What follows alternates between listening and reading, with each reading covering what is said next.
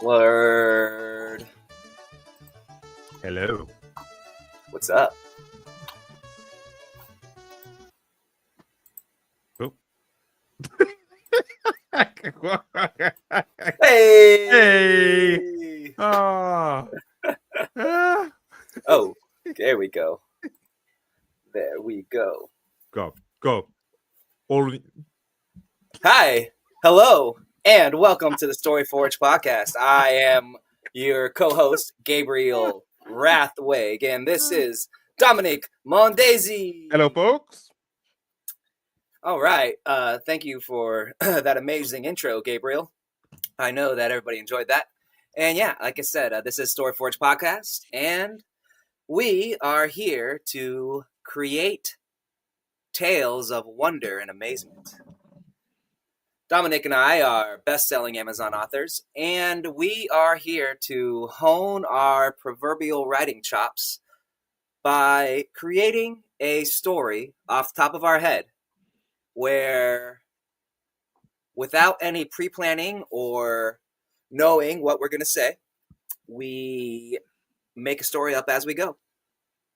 And I think the closest thing I could compare it to would be improv comedy or a rap battle. But here we go. And this is our 8th episode of the Story Forge. 8th episode, Dom? Of the Story Forge podcast? Yes, 8. I think so. 8. 8, I think, yeah. That's not bad going in under, 2 weeks, 3 weeks? I feel like 2 weeks. Fuck Maybe me. 3. Maybe 3. This is the 3rd week, I think, because we've been doing 2 a week. Yeah. And we got, go ahead. No, we have been doing 2 a week. Most podcasts start with 1 a week. We've been smashing it out and putting 2 a week as whenever we can. So yeah, I think it's pretty good, man. And with all that, all that drama in the UK, you'll be coming to the US pretty soon, right? You've got your own problems over there, but anyway, before we get into just messing around. I know. Before we get off the rails, how are you, my friend? How are you? What have you been up to? What have you been writing? What have you been doing? Bro, I am phenomenal. Life is great. I am just doing great. I know it sounds trite, but life's good, man. I'm writing a book right now. It's called From Chef to Crafter to Conqueror, book 6. I'm doing this thing where I'm writing every single day, and I plan on finishing it in 30 days. So basically, I started September 1st. I'm 22,000 and change in, and plan on be done by September 30th. That's amazing. I don't understand, but I don't think people understand how hard it is to write every day. Like, I try and do it, but if I'm honest, I probably write out of a 7-day week, maybe 5 days, and have like 2 days dipping in here and there. But to write constantly for like every day for a month, it's a lot of mental stamina. It takes a lot, and for the story not to suck as well, and not to be trite. Like, yeah, we'll see about that. It'll be great. I saw your eyes. I was like, you were like, we'll see about that. Yeah, it'll be great, motherfucker. It'll be great. It'll be good. It'll be good. If anything, I think so. I don't know about you, but even doing this for like 2 weeks has helped my storytelling greatly. Really, like shit's just flowing at the moment. So I am writing book 3 of Destroyer of Gods. I was just about to ask you about that. Yeah, right. Book 3, book 1's coming out in November the 20th, I think. That is awesome, dude. Thank you. And yeah, it's just been like, I'm enjoying it. I'm like, the book I just finished, Echoes of a Lone Wolf. That book was a bitch. I hated every fucking second writing that book. Wait a minute, is the one coming out in November? Is that your 8th on book series? That's my 8th on book series. So I've got one coming out in September, which is Echoes of a Lone Wolf. That is just me writing it. Dune meets this month, coming out this month. This month, yeah, 20th. Oh shit! The 20th. Yeah, so Dune meets just like a western, like a classic spaghetti western. But I hated that book. That Is this in book. the universe of Junkyard Dogs, or is this It is all the new? universe of Junkyard Dogs. Yeah, it's an homage to my grandmother. My grandmother's the main character. Maybe that was why I did it. Um, God rest her soul, but it was hard. I hated that book. I hated Yeah, writing it. I yeah, yeah, hated yeah. edited it. I hate that book tremendously. Editors said it's great. I was gonna say, hey, you know what that means if you hate it? What does that mean? It's gonna do great. If you hate, the We'll more see. you We'll hate it, see. We'll the see. greater, the better you do, and the more you love it, the more garbage everybody's gonna Oh, don't think. say that. That's just how it works, dude. That's just how it works, man. People Don't are like, say that. "I love the worst thing about you," and you're like, "I hope you die." Oh, don't say that because I'm loving Destroy of Gods is the most epic favorite thing I've ever written. I like green when I write that series. Bro, I think it's gonna be phenomenal. I But really do. I'm not saying that just being I know, familiar, but but Echoes is coming out. It's I don't even like the story, and I so this is a stop, lot stop, of stop, stop, stop. go Okay, on, listen. We go have on. to learn how to love ourselves. And as this podcast grows in popularity and people enjoy watching us, you have to learn how to plug your books in a way that's going to make them want to. No, So you listen, may hate it. no, Your book's listen, coming out in 2 weeks. listen. So I'm gonna go on a mini rant here. I fucking hate when creatives put something out which they haven't enjoyed putting out, or maybe it wasn't the vision they foresaw, but they lied to their fans, like, yeah, this is the most amazing thing that they want. Just be honest. Just say, look, I tried my best. The vision I wanted didn't come across. That's what I want to say. So the book I had in mind for my grandmother, it just didn't come across. Like this book, I've been writing it for like 3 years. 3 years? Yeah, just on and off, Jesus. on and off. So I was writing this book when I went to Vegas, when I met you in Vegas, and Okay. I was like 60,000 words in, and then spoke to Aphon, got the publishing deal, put that on ice, and then wrote book 1 and 2 for Aphon, and then came back to it, and it was like, yeah, it was just pulling teeth. So yeah, but anyway, like I said, my editor loves it. She said it's the best opening I've ever written for a book. So we shall see. She's a woman, right? Yeah. Well, there you go. We should see. We'll see. We'll see. Let's get sexist. No, dude, I'm sure it's gonna be phenomenal. I'm gonna read it, bro. I have to support my friends, man. Thank you. I'm gonna. Okay, wait. Let me rephrase it. I'm gonna try. You're gonna buy it. I'm gonna try to read it. I'm gonna buy it. I'm gonna flip it open, and I'm gonna try to take time and read it. But I don't know if you've come to this. Maybe that's not the best thing to put on at the moment. I don't know if you've come to this problem so far as a writer, but it is very difficult for me to enjoy somebody else's work. Oh man, when it's I have hard work to do, it's especially hard. sober. It's hard. Like, so I've just come back from a fishing trip this weekend, and now I just buy samples and I read the samples, and like, if the sample doesn't catch me, I'm sorry. I don't care if it's a great book. Like, if you're not like, I haven't got time. So I'm reading Harry Dresden, Jim Butcher's book 2 at the moment. Which one? Which series? Full Moon. You're talking about the Dresden Files? Yeah, Dresden Files. Yeah. Bro, you're about fucking 2 decades behind, man. I know. Like I said, I know. But I'm reading book 2. I'm glad you're reading them. They're great. They're great. So I'm reading book 2. It's a great palate cleanser. Jim Butcher's a master storyteller. I've listened to a few podcasts and interviews he's done just to like pick his mind, how he writes and how he creates his worlds. Great series. But yeah, it's hard for me. Like, I've got no time. I've got between my day job, teaching martial arts, writing, like seeing loved ones. We have not. Yeah. So, do you want me to go ahead? Do you want me to tell you? Do you want the how to do it, or do you want to just still not do it? How to do what? What? Get that book read. Have time. How to find time to read that book. I know how to find time to read the book. I know how to find time. No. Where you don't feel guilty reading it. Go on, you go. Okay, you got to buy a hard copy. Okay. And then you got to put it on top of the toilet. Okay. And only read it when you have to poop. That's never going to work, honestly. No. Listen, I read better on ebook form.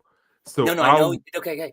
It's not better or worse. It's... No. I'm not saying better. So I'll read a book if I'm standing in line to queue something, or when people are checking social media, that's when I'll go into the ebook and just read for like. That's how I do it. Every time, or do you do social media? Do you No, check not every time. emails? If it's Every a good, if it's a, so I've just finished Iron Prince 2. Long ass book, 1,000 Yeah, pages. wasn't as good Yeah. as one. Sorry, it wasn't as good as the first one. It was good, but not as good as the first one. I prefer the second one to the first one. It's okay. I I do. prefer the second. Like, anyway. Hey, see, this is why you're entitled to your own opinion. Both, But I still like them both. That's like saying books. cake is shittier than pie or something. Yeah, both books. We're not shitting on the author. No.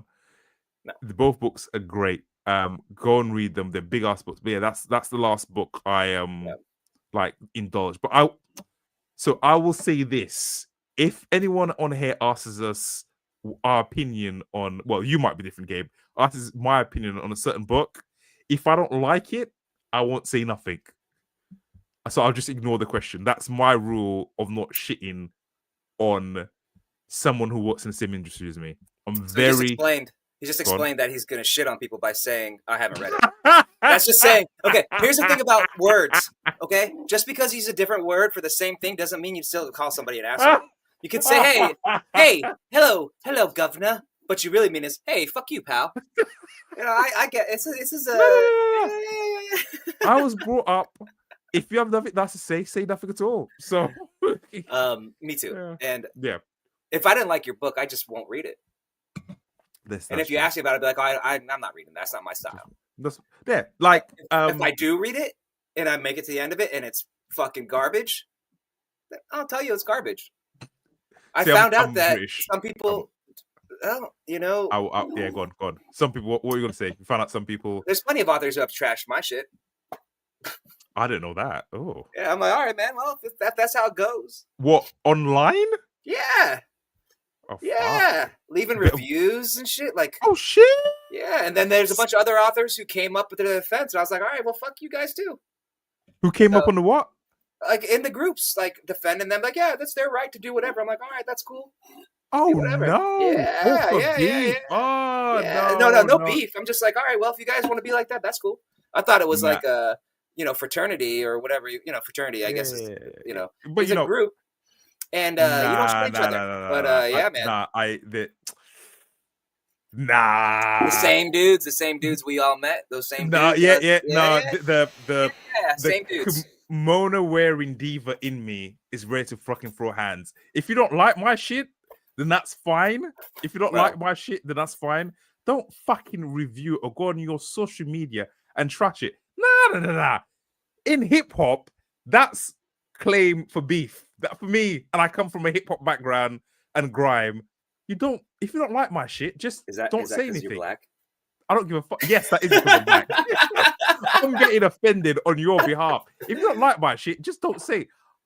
Yeah, if I knew those authors, I would go up and we've met, and you probably met those authors in person. Yeah. I'd call them out. I would go straight up to them. Oh no. It's not even a thing anymore. Most of them have the tism, so they wouldn't be able to fucking defend themselves. But anyway, sorry, we're going on a rant. Apologize. This is why he does BJJs, because he has to get all that aggression out. I go shoot things. I talk shit on X. I drop the F word. No, not really. I drop the G word and the R word all the time, though. But I'm not ready to throw them on the stream yet. Well, I am. Yeah. Retarded. But man, that no. You know why? Sorry, I'm really offended for you, because in my eyes, that's taking bread and food out of your fucking pocket. That's why. Yeah, I know, dude. I was really angry back in the day. This was like 5 or 6 years ago, and I was really mad, and I crashed out, dude. I was also like drinking a lot and personal shit, but I crashed out.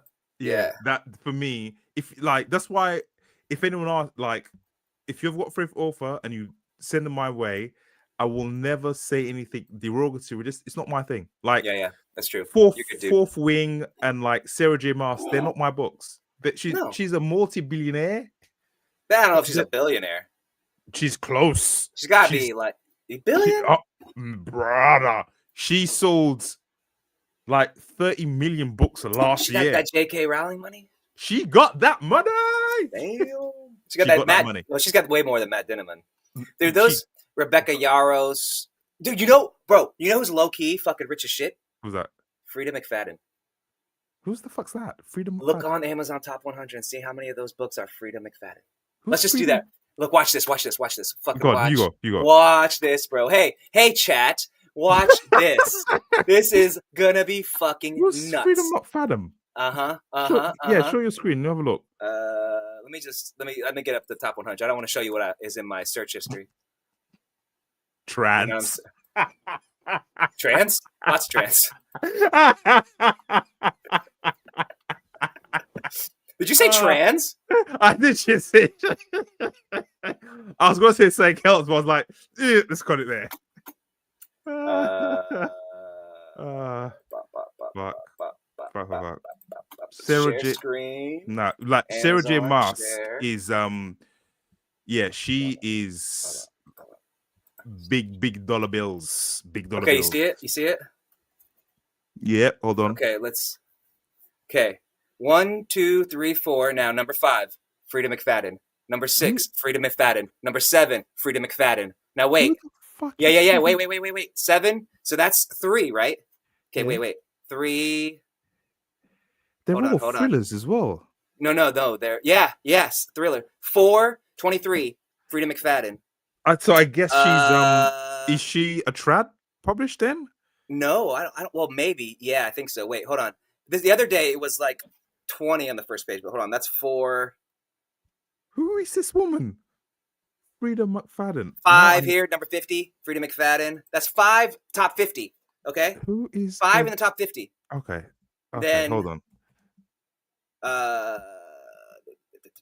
Who is Frida McFadden? 6. Hold on. You've got me on a fucking thing now. Who the fuck is Frida McFadden? 6. Okay, so only 6. There was 20 something the other day. Maybe no, I'm not. It's probably like 7 here. Frida McFadden 92. That's 7. Who's Frida? So McFadden? 7 of the top 100 Amazon bestsellers are Frida McFadden. Do you motherfuckers know how much money that is? Yeah, that's that is crazy. And the other day I was looking at it was like 15. You know, so like it's some. Frida McFadden, Wall Street, New York Times bestseller, Amazon bestseller, USA, Wall Street Journal, Washington Post, Sunday Times. She's bestseller fucking everything.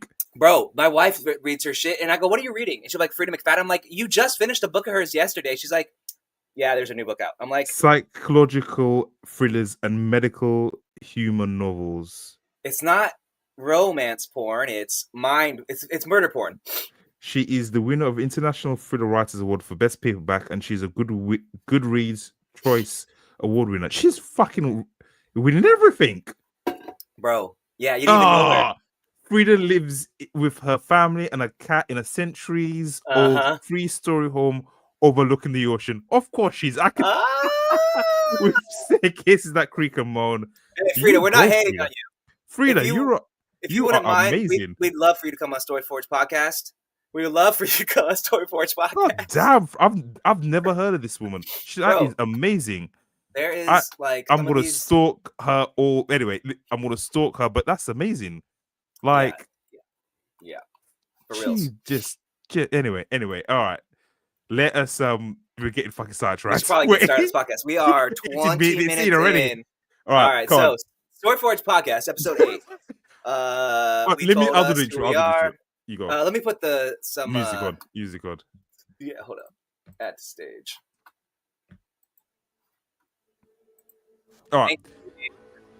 Yep, I can hear that. All good. All right. So you find us last time on the Story Forge podcast.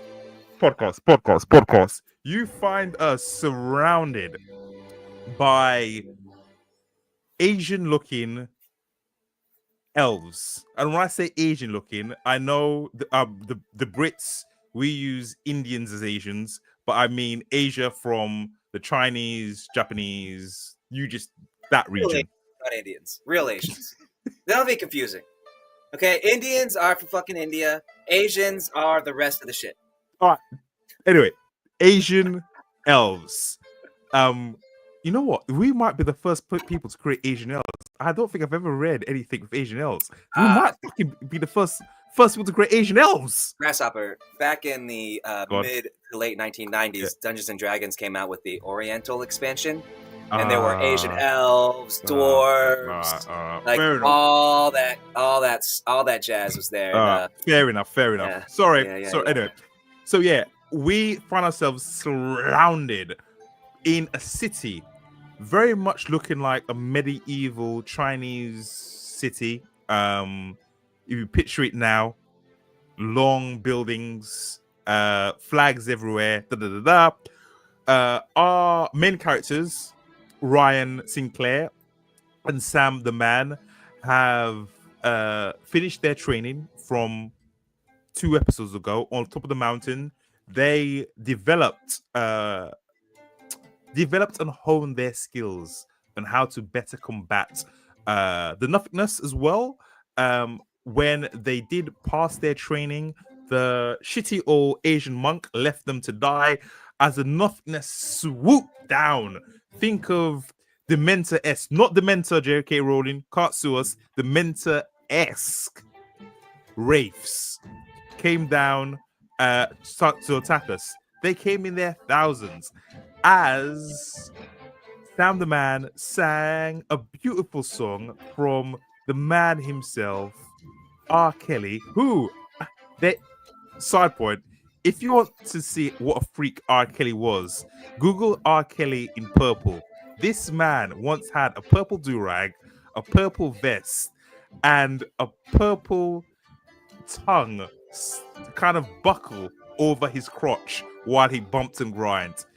Freaky of the freaks. Anyway, bro, I used to run a nightclub, like restaurant nightclub, for like a pair of like black dudes who were like promoters and stuff. Like that's just normal shit, man. That's just the shit. You know, like people just all white parties, all purple. I mean, like, freaky. People, everybody's into some shit. I'm just saying. That is true. That is true. But anyway, so Sam the Man sings, "I believe I can fly," right. and we float away, fighting the wraiths / Dementor-esque things. Battle. But like everything, nothing lasts forever. Sam runs out of magma, runs out of chi, runs out of energy, and he plummets to the sky. We both plummet to the sky. Sam the Man, who is a 7-year-old child, who was originally a 35-year-old man, rides Ryan Sinclair, who's now a 19-year-old stud of a man, down below. Ryan crashes through the Empress's castle. We didn't realize it was Empress until I skidded along my face and ended up under her skirts. Panic, chaos ensued. We got chased. We left or jumped out of the palace. The Empress, the Asian Empress, had a crash out, a meltdown. She conjured up a fire dragon that fucked up everything. Everything's burning. Everything's in flames. And then she ran out. And she ran out of magma. She ran out of energy. She just collapsed. As she collapsed on her knees, a sorry saint, Ryan Sinclair, saw a head of lettuce. And like the great Messi, like the great Ronaldo, like the great, like the okay average David Beckham, he kicked that football or that head of lettuce and it smacked her straight in the face, knocking her out. Then silence and peace descended on the city as the townsfolk and the residents slowly started to surround Ryan and Sam the Man. This is where we left off. This is where we are. Can our heroes get out of the predicament they find themselves in? Over to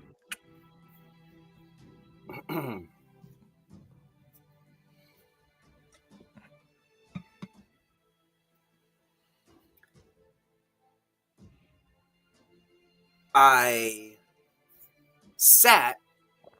spent on the ash-covered pavement, staring around me at the filthy, much less attractive now, Asian-looking elves.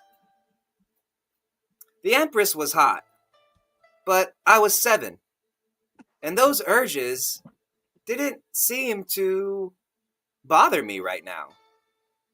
It was as if I was able to think clearly for the first time that I could remember. Dude, you lost your balls? Look how hot that chick is.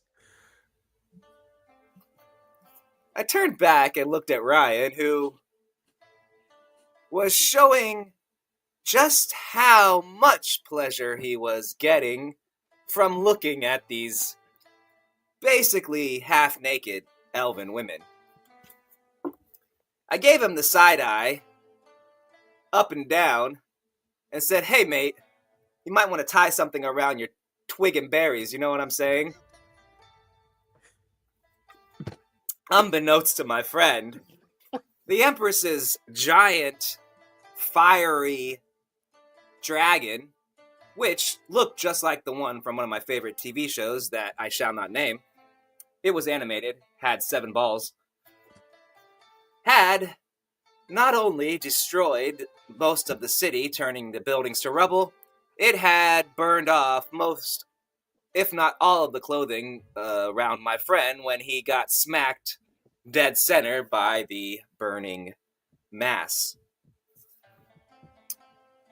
But as I had no proclivities in that direction, I was able to refocus on the hundreds, now hundreds more, very irate, very dirty elves whose mumblings, which was just beyond the edge of hearing, was now starting to sound like my ex-girlfriend right before that time of the month. I.e., they were starting to yell at us. Dude, I said in my best American accent, dude, do you see how dirty these people are? They're filthy, dude. Looking around at the defeated Empress, who was mumbling and twitching where she lay, I looked around as the guards rushed hither and whither, trying to put out the flames that were slowly devouring the city. More so, I took in the crowd, ever expanding crowd of dirty, may I say, peasants who encroached our space. The crowd expanded slowly and slowly and slowly. I think you're missing the point, bud. The dirt isn't what I'm looking at. Do you see how angry their faces are? And notice those metal implements in their hands? The metal implements was always there. To me, one thing that no one ever spoke about. One thing that no one ever spoke about when time traveling or when discussing medieval history is the god awful smell. These people hadn't taken a fucking shower in years. Grimy fingernails, matted hair under every limb, every armpit, every. That woman, she had a mustache bigger than mine. I looked again, and Sam was right. The crowd were grabbing everything they could to attack us. Pans, forks, knives. One woman looked like she even had a rolling pin. Slowly backing up, I looked around for an exit, but couldn't see one. Fuck. You got any magic left in those little hands of yours, matey boy? I held my hands up, whispering, "Hey, come on, you can do it, boy. You can do it. Come on, you can do it. My baloney has a..." No matter what I sung and no matter what I tried, nothing happened. I shook my head in the negative at Ryan. Shit. He was out of magic, and I could feel, although my body still had the capacity to heal, my reserves were less than nothing. Shit. Looking left, looking right, the crowd grew larger and larger. Thinking of, look, you can see the Empress's ass. All heads turned. Not wasting a second, I grabbed Sam around the waist, lifted him up, and bolted down the nearest alley. Screams came after us as people started to chase us. Left, right, turn. Breath catching my throat. I kept on pounding the pavement as windows opened above us and people started to throw down shit. Watch out! Brown liquid splattered around the pavement as people emptied their waste baskets onto our heads. Running with the smell intoxicating, choking me. I continued on. We've got to find. Let's go. Ryan being jostled up and down, tried to say something to me, but I could barely make him out. Ryan scooped me up like a bag of potatoes and took off, leaping through the distracted crowd like a jackalope. I was so surprised at first, I couldn't do anything but hang on. Eventually, Ryan made it out of the area of destruction caused by the Empress, and I realized that the entire city hadn't been destroyed. Just the quarter mile we were in and could see. But with that realization came all the other shit. The literal shit. And even though Ryan did his best to dodge it, the son of a bitch used me as a fucking shield. Every other moment he moved to the right, I'd get pelted with a piece of shit from the left. Right shit, left shit, right shit. God damn it, Ryan, can you please just for once stop putting me in front of all the shit? I screamed, but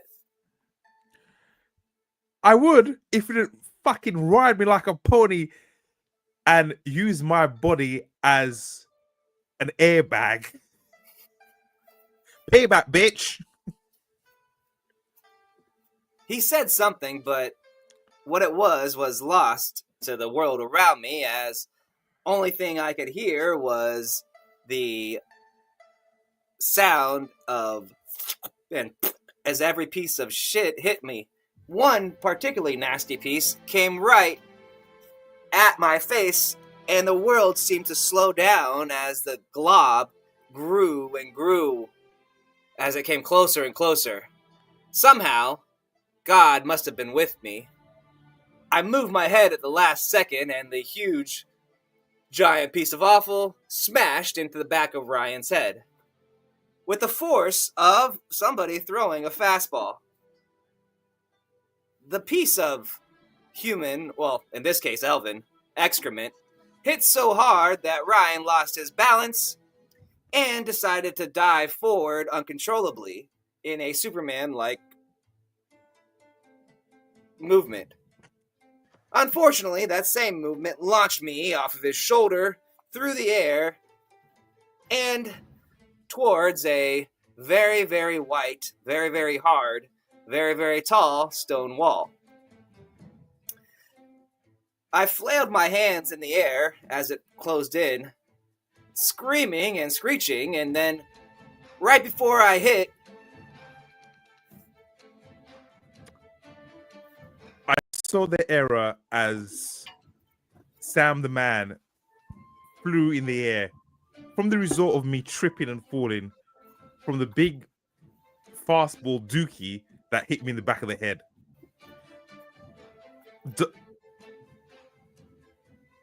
I began murmuring, I'm rubber, you're glue, I'm rubber, you're glue, I'm rubber, whatever.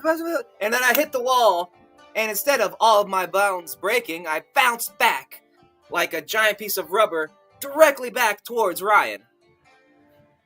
Seen in amazement as Sam the man bounced off the wall like Luffy from One Piece, he came straight back into me, grabbing him, catching him out of midair. I continued to sprint.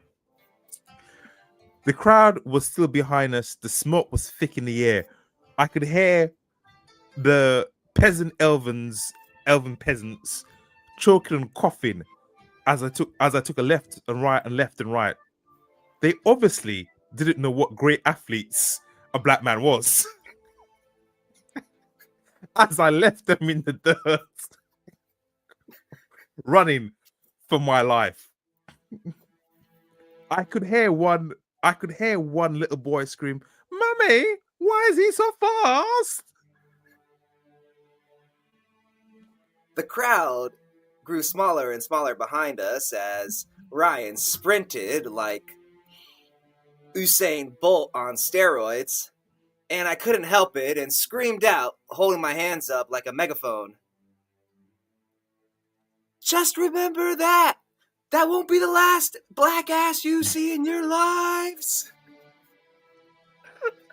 As Sam the man screamed in my ear, causing it to ring, I kept on sprinting and gave the crowd the middle finger as I took another left and right, left and right. The damage from the inner city perimeter was slowly leaving us as I ran further and further into the slums of the city proper.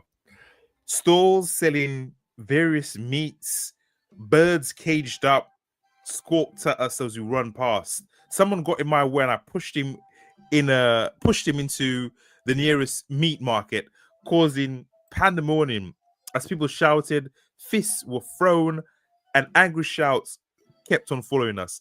Left, right, left, right, left, right. The further I ran, the more I thought, I can't stop, I can't stop, I can't. Seeing an open doorway, I jumped through it head first and dived into a roll and ended up in a tea house.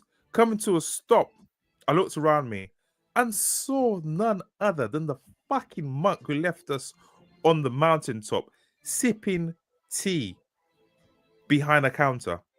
"Greetings, you two," he muttered to me. "And Sam, welcome. I see your journey has taken you far, and it has been stinky," he said. What do you expect? Pretty boy over here just ran through half the city using me as a poop shield. I don't suppose you could be useful and give me somewhere I can go clean up. The monk stroked his long white beard and then flicked his finger in a gesture. A pair of the largest, fattest, and ugliest eunuchs I had ever seen, and I could tell they were eunuchs by the extreme tightness of their almost see-through loincloths, came up upon both sides of Ryan and I, and then grabbed me by the hands and took me away like I was a child. I struggled at first, but it was an exercise of futility. And these giant, fat, bald, sumo-looking eunuch Chinese dudes didn't seem to care. At least I knew one thing. They had no dicks. As Sam was taken away by bald-looking elf eunuchs, I want to say, which reminded me of the bald thief trickster from Game of Thrones, I shouted out, "Don't get molested!" as they took him away. Ryan screamed at me, "I'm not molested!" in his dumb British accent, and I yelled back, "They don't have any dicks, you prick!" At which both of them, for some reason, shook me like a rag doll, and my last word came out, "Prick!" They can still shove things up places! And then we were out of the room, and the door shut behind us. The two eunuchs stopped, set me down, and turned to face me. I looked up at them, actual fear registering in my face for the first time. "Oh shit, you guys aren't really gonna molest me, are you?" I'm not really a 7-year-old boy. I'm a 35-year-old man. I swear to God. And if anything, I'm Asian too, just like you guys. I began rambling as fast as I could, words spilling out of my mouth, when the eunuch on the right, which looked just like the eunuch on the left. I know people say it's racist, but I could never tell elves apart.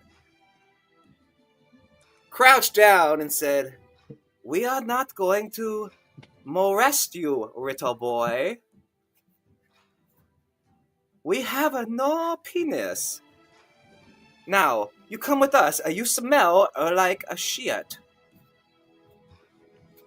And with that, the two large, elven, fat, eunuch men spun on their heels and began walking down the hallway, leaving me to stare at them, more than a bit confused.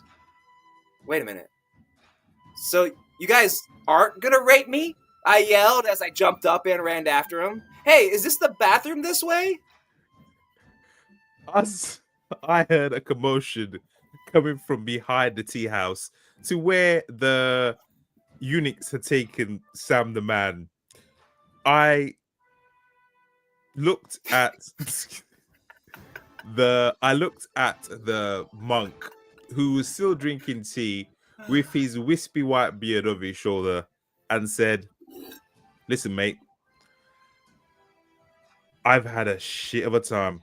I've fallen from the sky, used my face as an impact cushion, almost got roasted alive by some crazy elf bitch, and just been hit left, right, and center by elf shit. Which, if I want to say something, smells more disgusting than human shit ever could." Now, have you got something to eat? 2, have you got somewhere that I can wash and some clean clothes? Please, anything. The monk sipped his tea, the scent of jasmine wafting in the air, and stroked his chin. Something to fit your size? No. As you see here, people small, you big and black. No. No. I shook my head. So anything at all. I'd take a sack right now. I'll find something for you, man. I'll find something for you. The showers are upstairs. Take a shower. You and the little boy, not together. Wash. And then make your way down. We have much to discuss. I have heard on the grapevine that you have destroyed a good bit of the city and placed the Empress in a coma. Look, dude, I said, holding up my hands. Last we met, she was coming on to me. She was looking to fuck us up. I defended myself. Like I always say, these hands are bisexual. Anyone can get it. Anyone can get it. He looked at me, confused, as a joke flew over his head. Doesn't matter. All I know is this. The nothingness, you left us behind, may I add, attacked us. We defended ourselves, but they're here. I don't know how many are here, but all I can say is they followed us to this domain. The monk looked shocked. Followed you? That is not good. We shall discuss after you wash. Too much shit smell. Cannot think.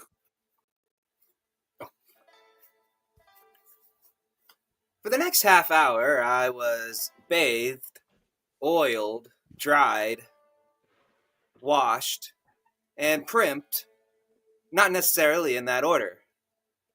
And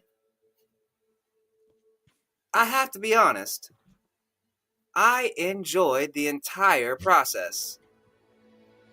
Now, we'll clarify a few things. The two eunuchs left me at the door to the bath, and then that door to the bathhouse was opened by what I could only call the most beautiful elven girl I'd seen in my entire life. Here's where the story takes an interesting turn, though, because as a 7-year-old child, I did not have any sexual inclination to do anything with that woman. In fact, the only inclination I had was to say, Mommy? Yeah, weird, right?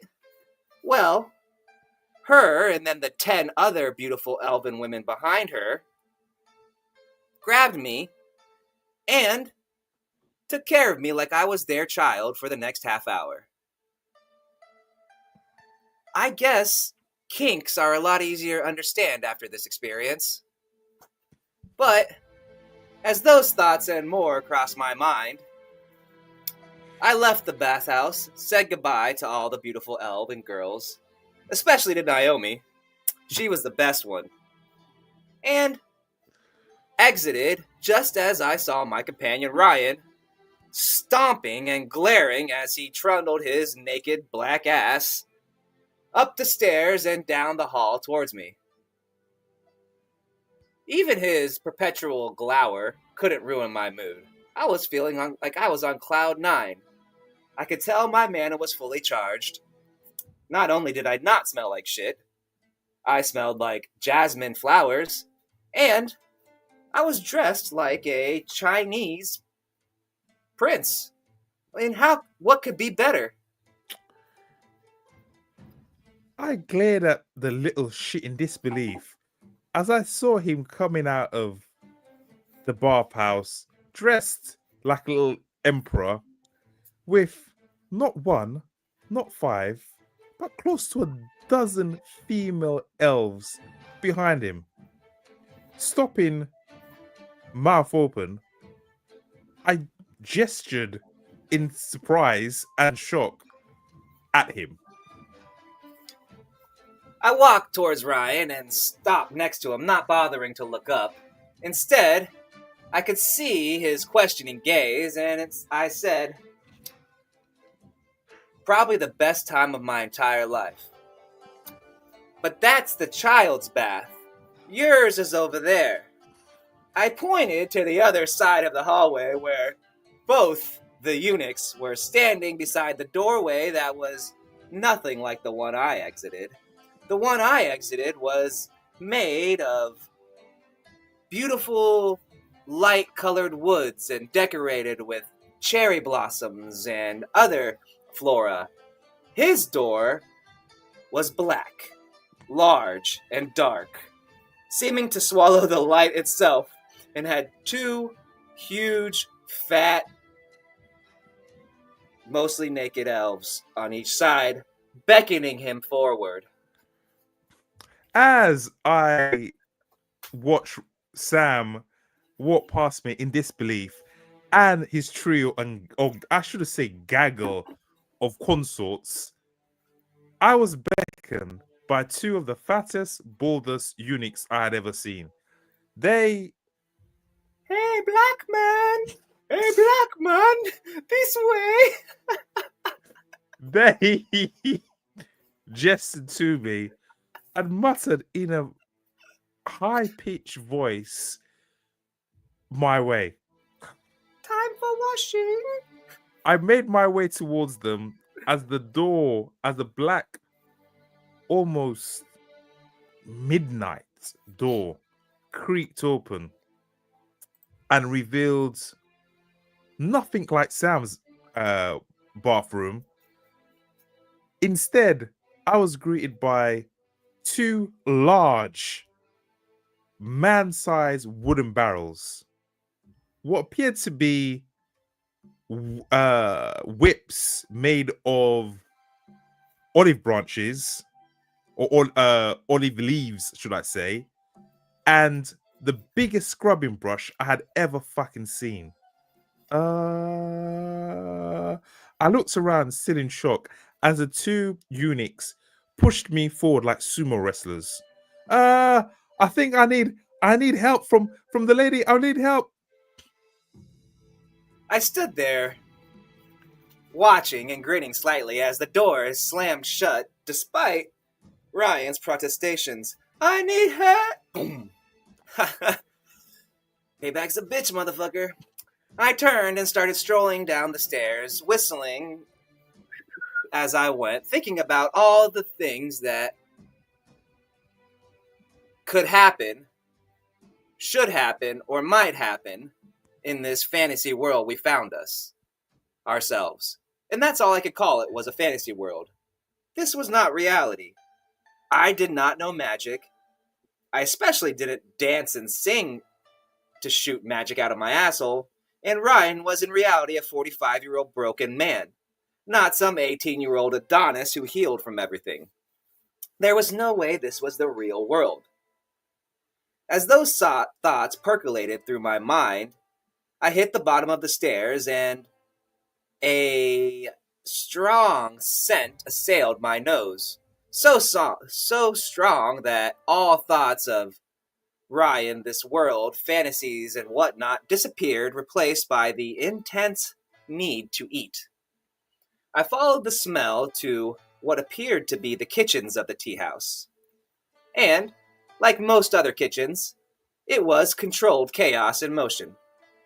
Dozens upon dozens of cooks, other kitchen workers, dishwashers, and so on moved around each other in a coordinated dance that reminded me of some of the best times of my life, working in a kitchen, before any of the real world's realities set in, not having to work for rent or pay to eat or just live.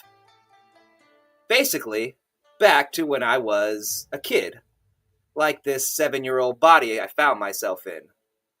There was something there. I didn't quite know. There was something there at the back of my mind, some kind of lesson that I was sure I was meant to learn, and I was just about to learn it when, "Hello, boy," sounded out from behind me.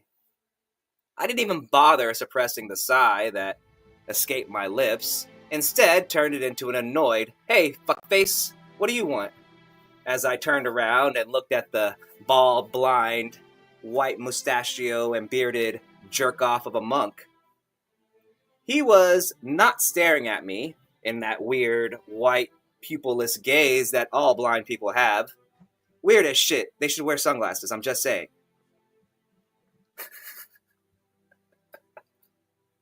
Please don't get offended by that, it's a joke. Weird as shit. I said, "Hello, boy.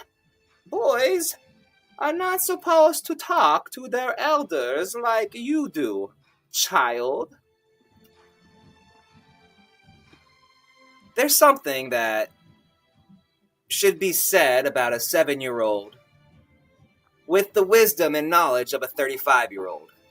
And one of those things is the glare. The blank, annoyed roll of the eyes, the full indication of how much, just how little someone means to you is a hard thing to project when you're 7. But by your 30s, you figured out that life sucks, people suck, the world doesn't care, and you know what? Fuck you. So, I put all of that emotion into my 7-year-old face as I stared at that blind monk, willing my emotion to hit him. And as my emotion hit its crescendo, a thought came to my mind and I smiled at him. The blind monk stopped stroking his beard and took a step back. My mana somehow leaking from my body without me singing, without me dancing. Though in my mind, I was singing. I was singing one of my favorite songs. "Baby, get back. You can put it all on me." Over and over and over again, louder and louder in my mind, willing it out. And as my emotion got stronger and my will grew, the monk was forced further and further back until I'd pushed him all the way into the wall without moving. In fact, I kept pushing him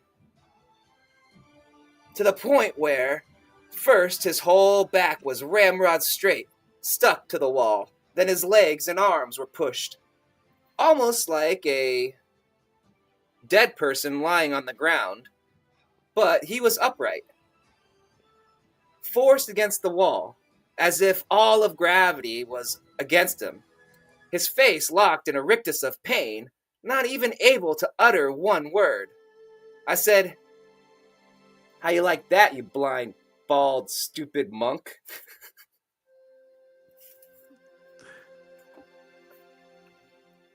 The experience that preceded the next half an hour to 45 minutes was one of extreme discomfort, pain, and humiliation.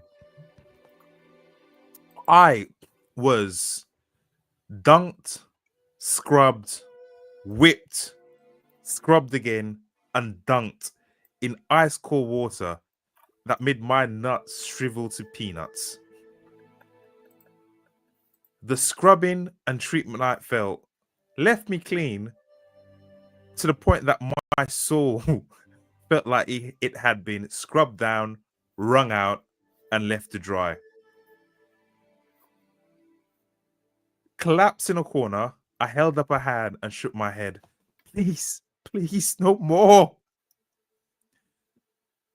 To which this point, the eunuchs clasped their hands together and bowed, leaving me in a wet, disheveled puddle on the floor. I don't know how long I was there for. All I knew is when I looked up, I was dry, and in my annoyance, that monk fucker had given me a sack. A sack cut out so a human could wear, but still a fucking sack. Putting it on with disdain, I heard a commotion that shook the tea house. What the fuck? Making my way down 3 flights of stairs at once, I saw the monk flattened and Sam the man glowing as he took a step forward. The monk was flattened against the wall like a pancake, trying to move, trying to utter a sound, but he couldn't. Sam's eyes glowed with anger as he took another step back and said, "Don't you dare call me a child, you arrogant, toothless, bald, blind fuck." What the fuck is going on? I said. "But I am not toothless, huh?" "Not yet." I pushed all the emotion I had left, focusing it, rushing it towards the monk's mouth, and saw his teeth Ryan! explode. No! Sam, no, sorry. Pushing Sam out of the way. The force field, the chi ball, whatever you want to call it, blasted an inch to the left, leaving a basketball indentation near the monk's head. Ryan, we need him. We need him to talk. We need information. We need him. I know he's an irritating fucker. I know you can't trust him as far as you can throw him, but he's got information that we need. And that information, my friend, is going to take both of us back home. Just calm down. Just calm down. I glared up at Ryan from the floor where he'd shoved me from the side. "You stupid son of a bitch, I was just about to..." And then I listened to him chastise me for a moment, and even in my anger, I realized he was right. Something I probably wouldn't have been able to do just a few days earlier, considering I was a 35-year-old man. But as a 7-year-old with no testosterone, it was a lot easier for me to compromise, I felt. But even as I was thinking that, the stupid jerk-off monk grabbed both mine and Ryan's attention.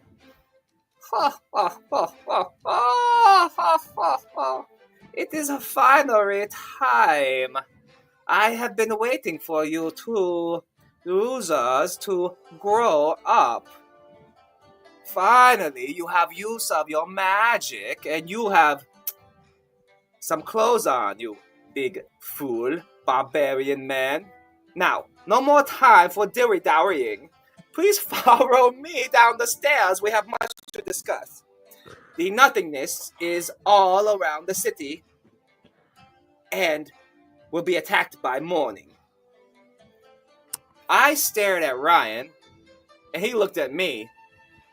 What the fuck just happened? I have no idea. I shrugged, and Ryan shrugged, and we walked down the stairs, following after the muck. The bottom of the stairwell, the tea house had changed. It was like night and day. Gone were the dozens of large tables with their lazy Susans, all filled with lounging elven rich folk eating and drinking, and in their place was a huge rectangular table with none other than the Empress, the monk, and a half dozen other people I didn't recognize, standing around a full-on map of the city. It looked like they were playing some kind of Warhammer game or something. But as we closed in on them, their conversation was a bit more...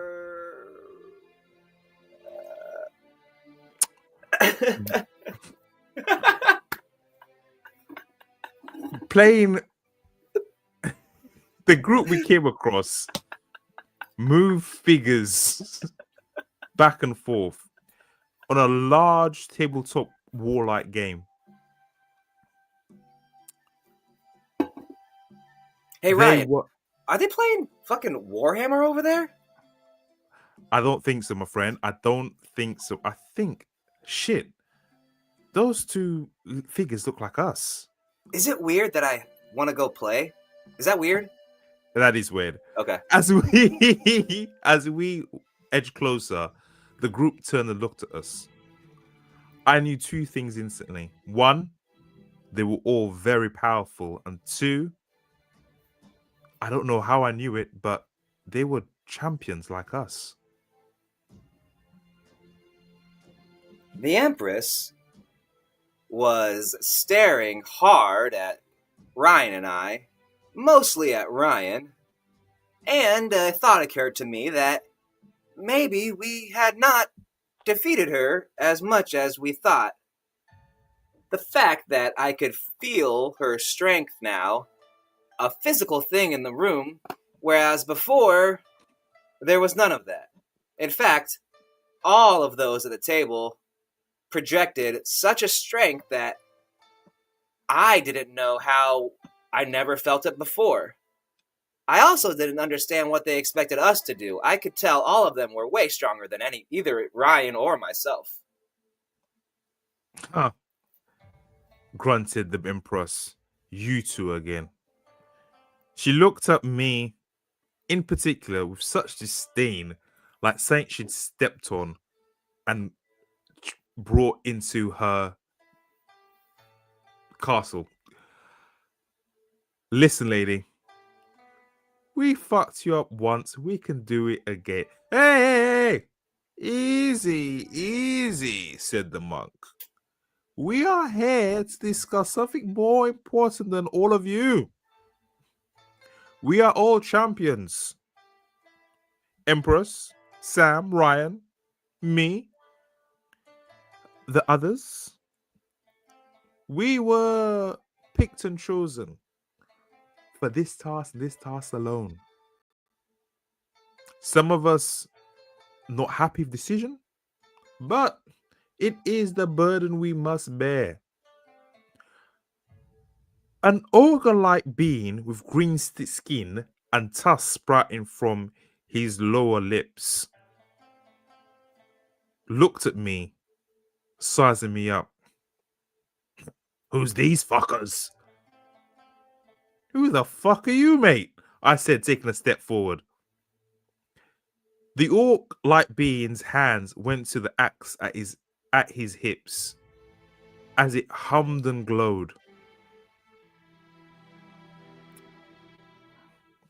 Before the orc could pull its weapon from his side, the Empress disappeared and reappeared, her hand on the giant green beast of a man being, holding his muscular arm there and staring at him.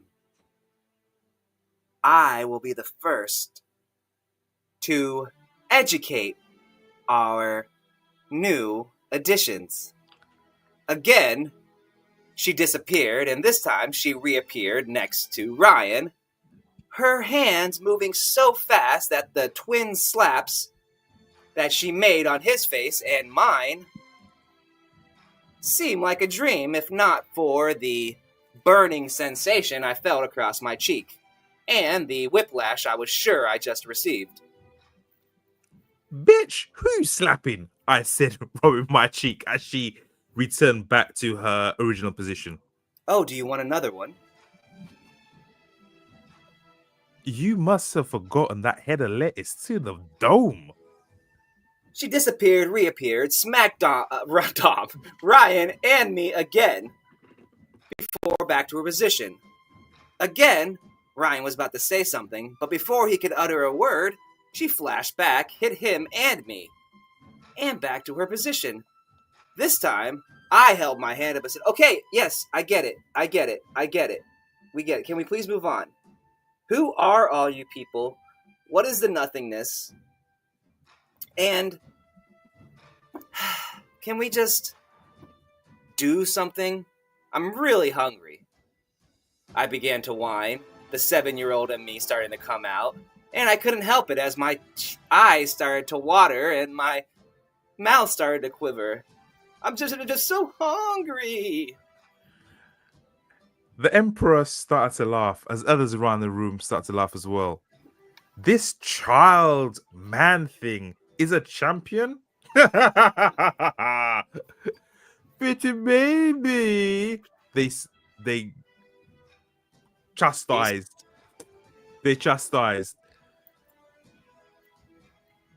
I am 35 years old, said Sam.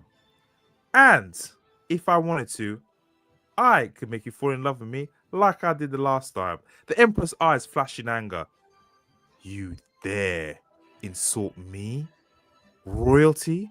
Noble blood in such a way? She took a step back, but the monk got in between the pair.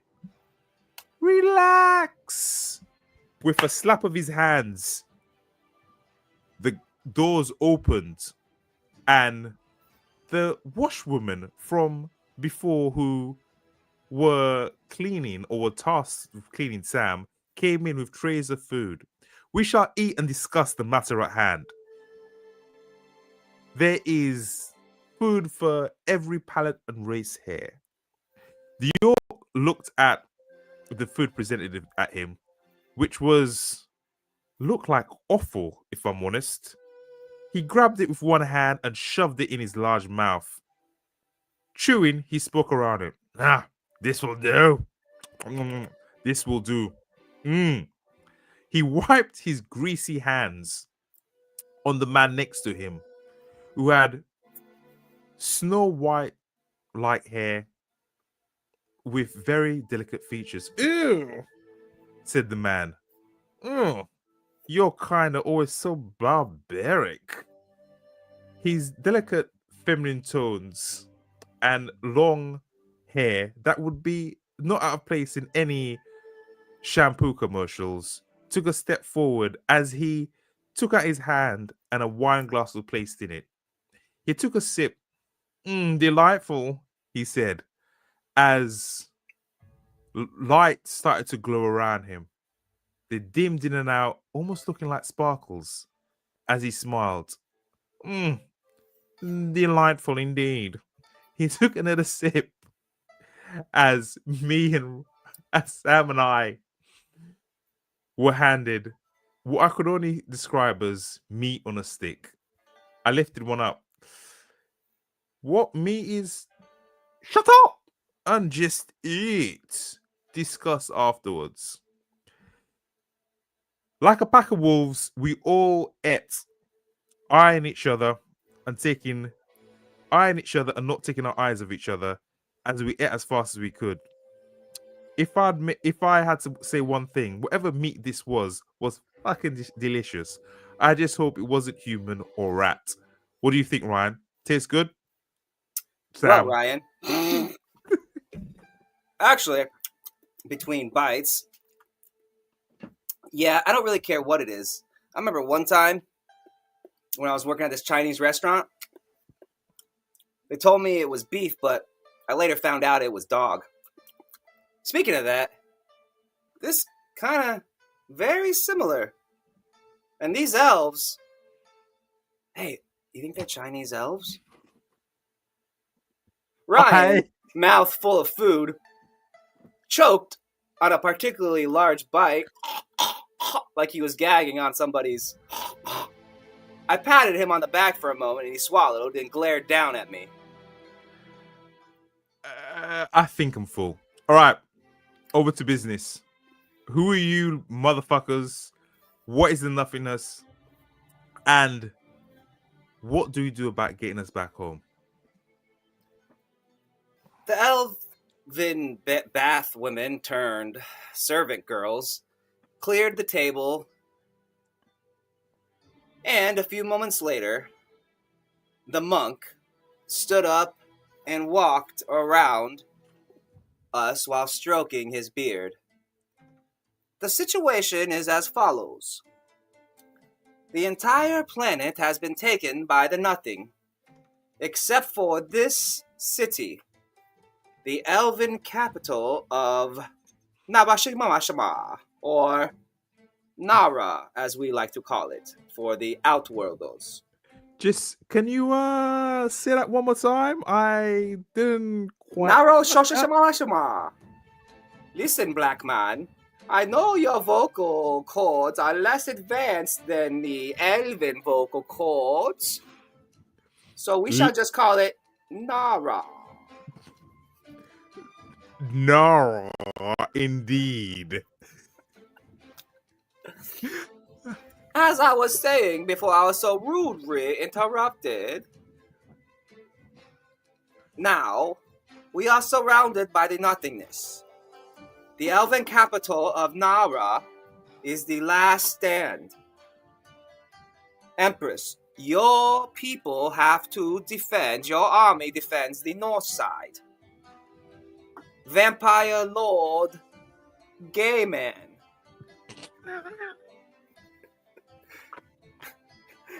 Oh, how dare you! I am a sophisticated man of class. Is your last name not Gayman? It's Gaiman.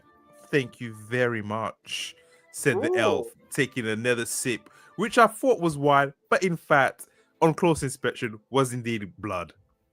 Lord Gayman, then? Lord Gayman's army, you must defend the eastern part of the city. We can only do it during the night, though. Why do you sound so much different now? You sound like Lord Straightman.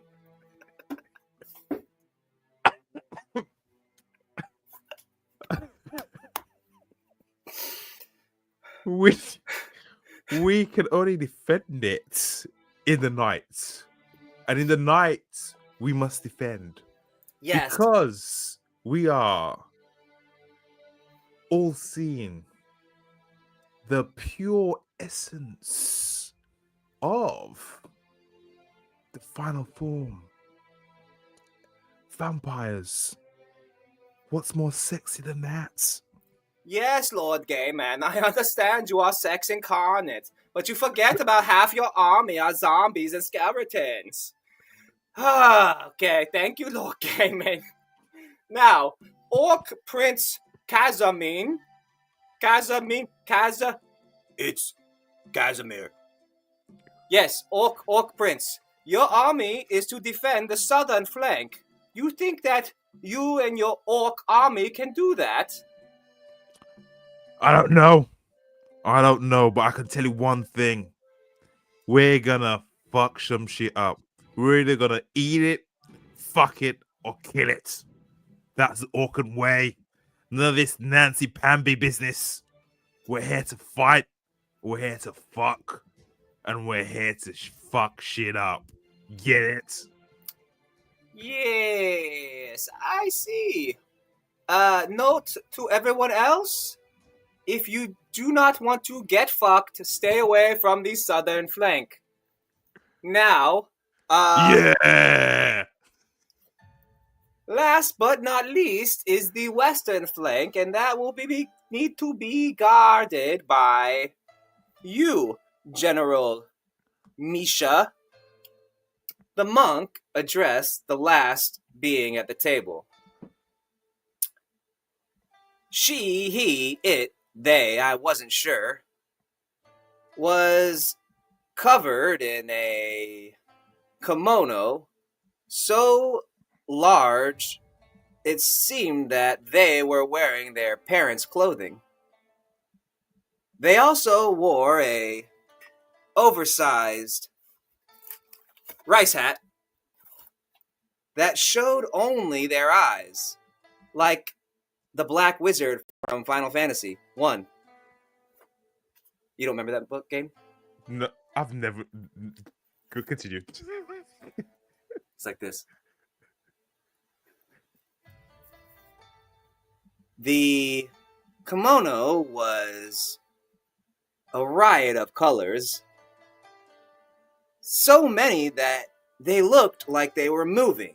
Pink, blue, yellow, purple, indigo, green, orange, and then back to red, yellow, silver, gold. It almost looked like the cloth itself was alive.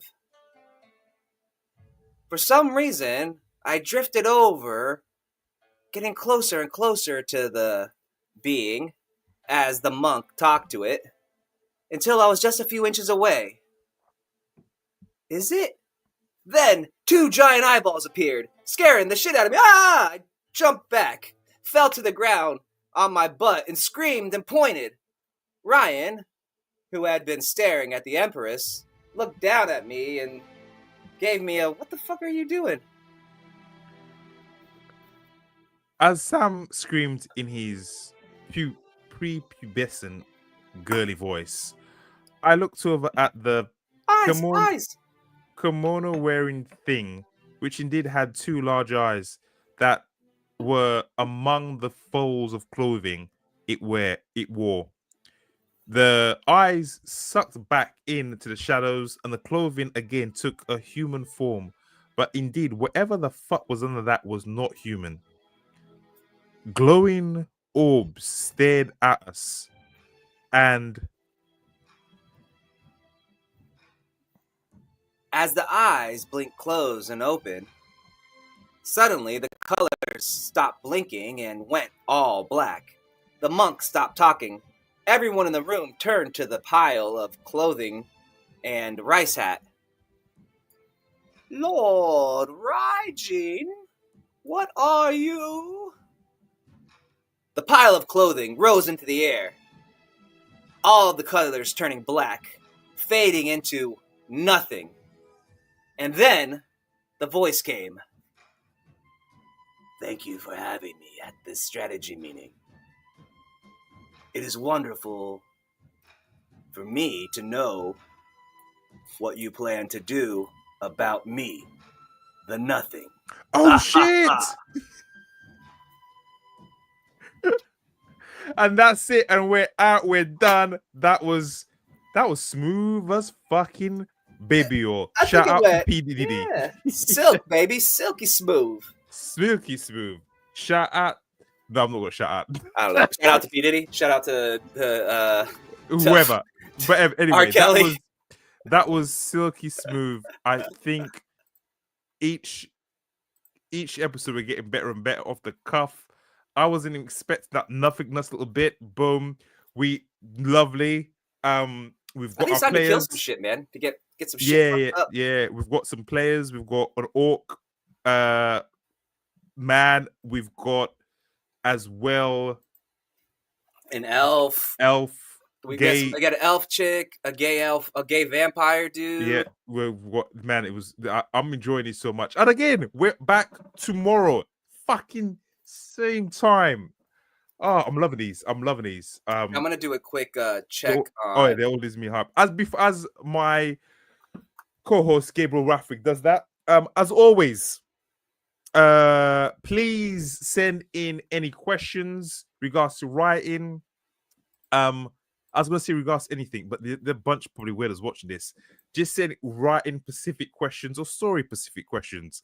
And we'll try and discuss it as best we can.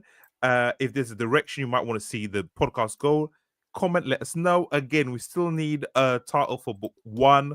So please send that in. Doesn't matter if you do have a good title and we choose it, then you will be a character in the next season and in the next book. Yeah, my name is Dominique Mondesir. I write science fiction and fantasy. I've got a ton of books. Check them out. Echoes of a Lone Wolf coming out this month. And 20th? then 20th, yeah, October 20th and September 20th. September 20th. September 20th. And November 20th, I think, is Destroyer of Gods, which I'm super excited for. But like I said, follow, like, subscribe, tell your mom, tell your girlfriend, tell who the fuck ever. We are, like I always say, the greatest storytelling podcast in the world, the only storytelling podcast in the world. Over to you, my friend. Thank you, my brother. Thank you. I am Gabriel Rathweg, author. You find me on Amazon. Rathweg from Chef to Crafter to Conqueror, and all these other books I write. I am gamer. Blah blah blah blah blah.